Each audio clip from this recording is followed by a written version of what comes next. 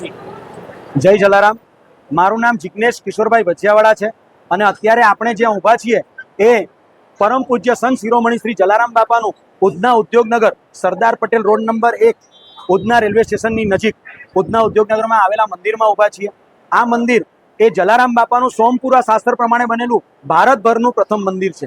આ મંદિરની પ્રાણ પ્રતિષ્ઠા 2004માં કરવામાં આવેલી અને સળંગ 21 વર્ષ આજે થઈ ગયા અને 21મો પાટોત્સવ આપણે ઉજવી રહ્યા છે। આજે પરમ પૂજ્ય સંત શિરોમણી જલારામ બાપાની 226મી જન્મ જયંતિ છે।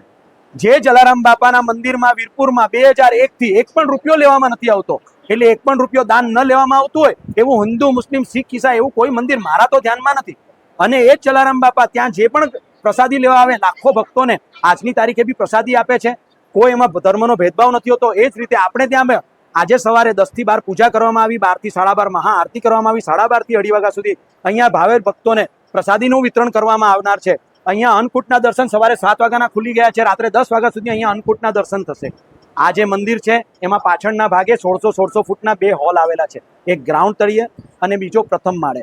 આ હોલ આપણે ગરીબ વ્યક્તિઓને કોઈ પણ સગાઈ લગ્ન કે કોઈ અન્ય પ્રસંગે એકદમ ફ્રી ઓફ ચાર્જમાં વાપરવા માટે આપીએ છીએ। એમાં કોઈ ભાડું પણ લેવામાં નથી આવતું, કોઈ લાઇટ બિલ લેવામાં નથી આવતું અને પરમપિતા પરમાત્મા આપણા બધાનું પૂરું કરે છે। અમારી પાસે જે કંઈ પણ છે એ જલારામ બાપાના આશીર્વાદથી છે। અમે આપના માધ્યમથી, આપની ચેનલના માધ્યમથી શહેરભરની જનતા, ભારતભરની જનતાને કહેવા માંગીએ છીએ કે આપ અહીંયા આવો, આપના પરિવાર સાથે, મિત્ર મંડળ સાથે અહીંયા આપ અન્નકૂટના દર્શનના લાભ લો, મહાપ્રસાદીનો લાભ લો।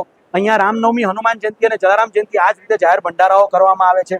દર ગુરુવાર અને રવિવારે નાના બચ્ચાઓને સાંજે જમણવાર કરવામાં આવે છે। અહીંયા આપણે નવરાત્રીનો પ્રસંગ બી નાના પાયે ઉજવીએ છીએ। અહીંયા આપણે આઠમમાં બી મટકી ફોડીને એ પ્રસંગ ઉજવીએ છીએ।